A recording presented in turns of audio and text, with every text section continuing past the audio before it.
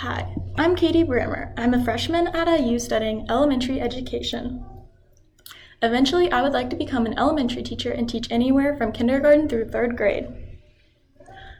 A little bit about me is I went to Shelbyville, Indiana and graduated from Shelbyville High School. I used to be a swimmer and I ran cross country. I've been working with children almost all of my life. For the past 5 years, I've been working with Girls Inc. during their elementary summer camp. I've made lesson plans, supervised field trips, and been in charge of large groups of children. I think that using technology in the classroom is an extremely useful tool. I think it enhances lessons and keeps students engaged. It also can help grading and lesson planning to go faster. I will be using technology in my classroom. So some of the best projects I've made in my W-200 course so far have been my project-based learning lesson plan, my computational thinking lesson plan, my stop-motion movie, and my Nearpod. Here you can see some images of my project-based learning lesson plan. In this lesson, students had to think about how they would design a way to survive on Mars. It met 5 of the 6th grade science standards. Students had to research using a symbolo that I created and create a concept map based off of their research that would answer their questions.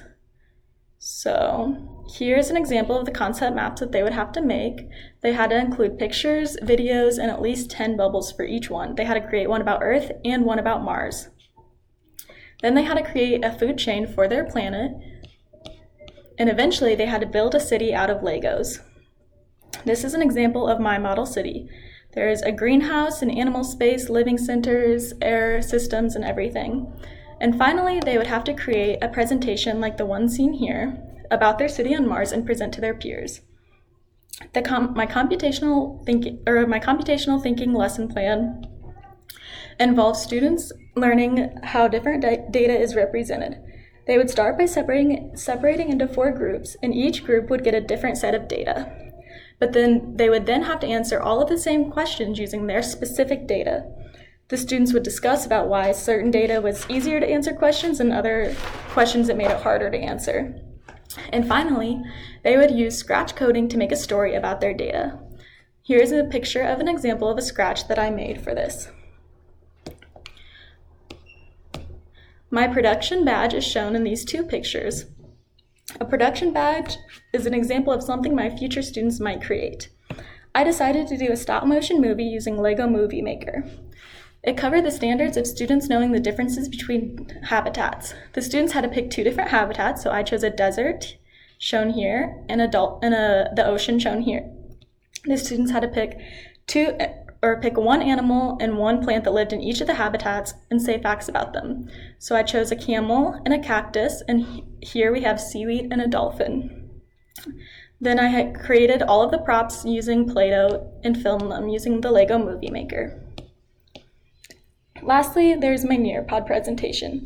Nearpod is interactive and it's almost like a PowerPoint, but it has a little more interaction built into it. So here's my Nearpod I made. It includes interactive slides, web pages, collaboration, a quiz at the end, videos, and a drawed activity. So here we have the drawed activity. Students can draw directly on the slides. There's the link for the video. This is the web page link. And finally, the quiz that is at the end. I think that technology should be used in classes. I think it can help a lot with grading, collaborating with others around the world, informing students and parents, and designing engaging projects. And it can be a good way to use a grabber as an introduction to some things like showing videos or having interactive games. Before W-200, I was not very good at technology, as seen in this first graph. But I've learned a lot. I've learned how to collaborate with others, especially around the world, using things like Twitter chat. I've learned how to evaluate technology using the 4 E's. And I've learned how to integrate technology into my lessons. So here you can see I've shown a lot of improvement during W-200. I would still like to improve on my coding skills and being involved in online communities around the world.